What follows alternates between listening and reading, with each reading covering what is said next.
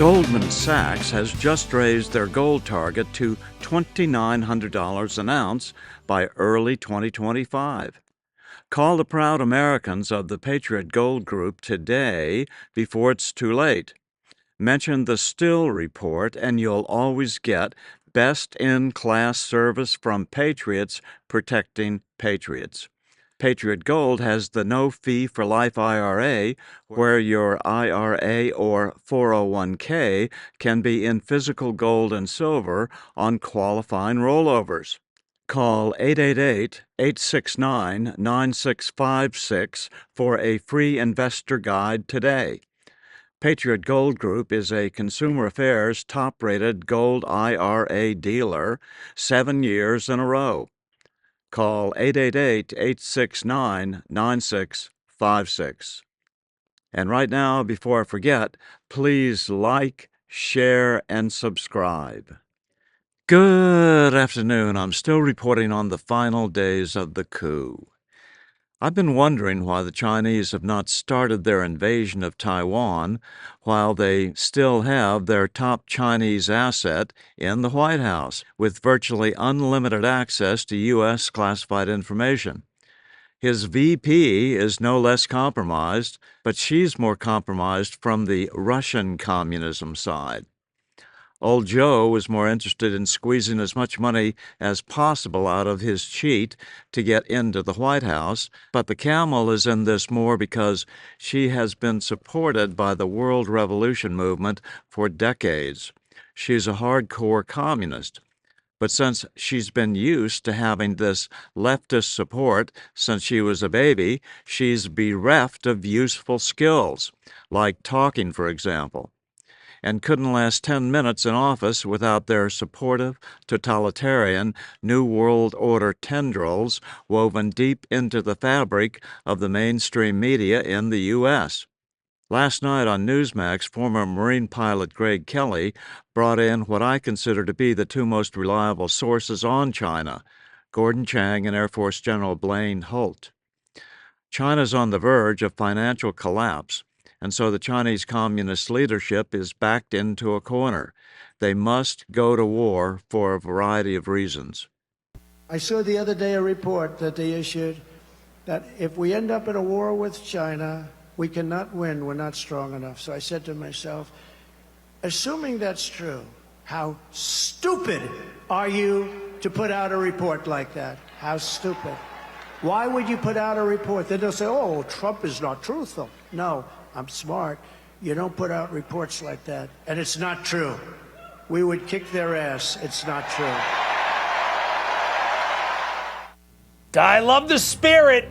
But is it true? Yeah, there is a report. In many ways, China is outpacing the United States and has largely negated the U.S. military advantage in the Western Pacific. This is what he was talking about. Furthermore, let's go through this. The commission finds that the U.S. military lacks both the capabilities and the capacity required to be confident it can deter and prevail in combat. It needs to do a better job of incorporating new technology at scale, a lot of stuff, a big military budget. I don't know about any of this stuff. It used to be a given that our American military was awesome.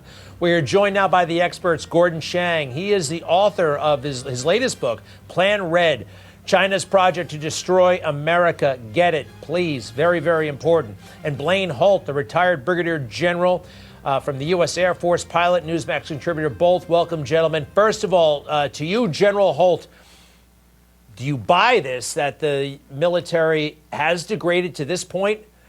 And was it dumb to put out this report? I understand that they're about to brief Congress. This seems like something that, I don't know, should be classified. Yeah, it should be classified. The president's exactly right.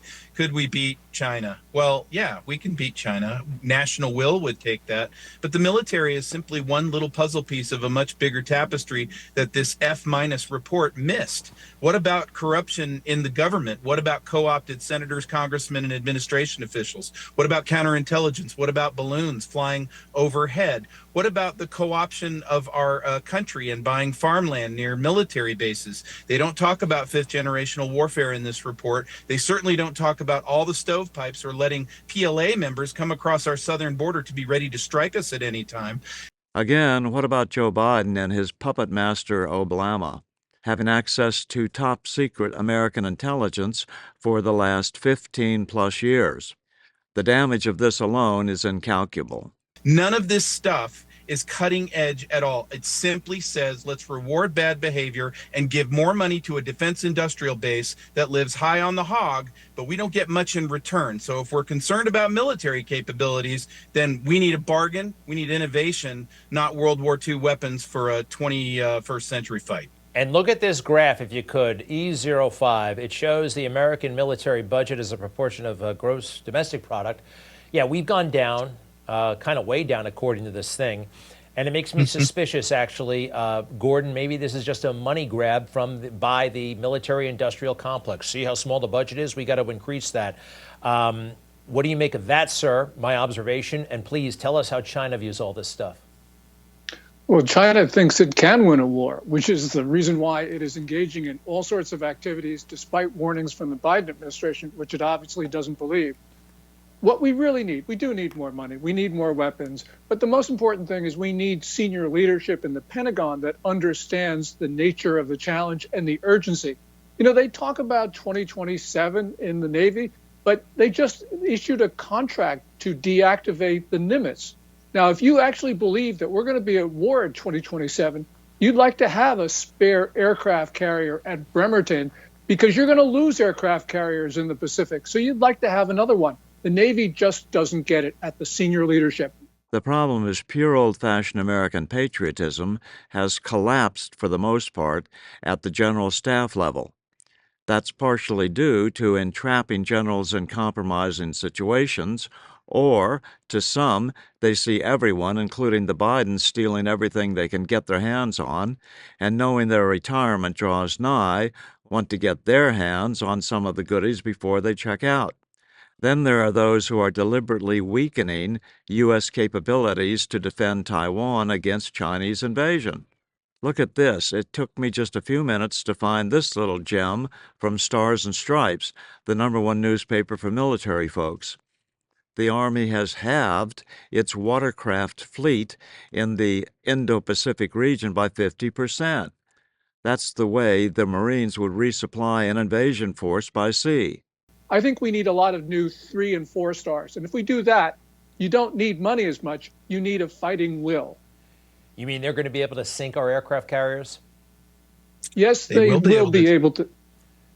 They will be able to. That's, man, I always thought that those things were kind of impregnable. You know what I mean? With all the stuff that we got. Now they got all that good stuff. And our military recruiting is, well, terrible, isn't it, General Holt? It is, but let's go through that three-legged stool. You have Kabul, the biggest leadership disaster in breaking faith with the troops, all the blood and treasure and the millions, throwing our allies and our partners overboard while we start wars all over the other place, part of the world.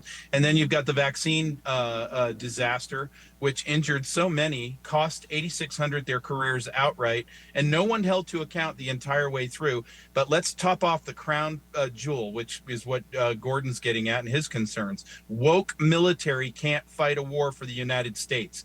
DEI is not consistent with protection of this country at all. It's meritocracy. It's who the best pilot is in the squadron, or in your case, Harrier pilot is in the squadron. Thank you for that. You know, we have saddled the military with all this stuff. You know, I mean, our troops will be so aware and woke, and they won't drink and drive, and maybe they'll smoke pot. Who knows? They'll be so politically correct, but they'll be ineffective on the battlefield if this continues for much longer. Gordon, you said China actually wants to fight this war, though. They think they can. They think they can beat us, and they're anxious to try. Yeah, Xi Jinping has a lot of domestic incentives to go to war. You know, of course, he would like everyone to submit without fighting. But on the other hand, he knows that he has to go out and kill people because countries in the region and the United States might actually fight him. And so I think he's prepared to do that, even if he thinks he has a low chance of prevailing, because he's got so many problems at home. He's being held responsible. He knows he can lose everything because of his mistakes. So his only way out is to kill foreigners. And therefore, we do not understand what's going on inside the Chinese regime. And so therefore, Xi Jinping can take us by surprise. And just very quickly, what does he get out of that again? What does he get out of that? What does he? He saves the regime in his own neck. They're backed into a corner because of a economic collapse, meltdown, and the purges, and going back to the Cultural Revolution. The only way out of it at this point is to throw a Hail Mary pass and go rough up some other country and blame them. What's up? Well, I mean, everybody manufactures everything in China. Why is their economy not thriving? So much anymore. Those factories are silently leaving the country by the droves. India's in the catcher's mitt from them, and China's manufacturing has never been worse since Mao opened it up in '78. Okay, I got a lot of reading to do, Gordon. And Blaine, thank you very, very much. All right, last thing, is that a good thing Gordon, what Blaine just said, is that a good thing for us? It is if we use our economic leverage to put the Chinese back in the box without a fight. I'm not saying we can do it. I'm not saying we have the will to do it. I think Trump does, but the question is whether he gets elected or not. But the point is that this is now so dangerous that there are no safe options. Every option going forward is risky because of bad policies over 5 decades with regard to China. And imagine Kamala Harris at the helm of this country and what China would make of that. Wow. All right. Everything is on the line. Gordon Chang and Blaine Holt, appreciate it so much. Thank you, gentlemen. We'll be right back. I'm still reporting from just outside the citadel of world freedom. Good day.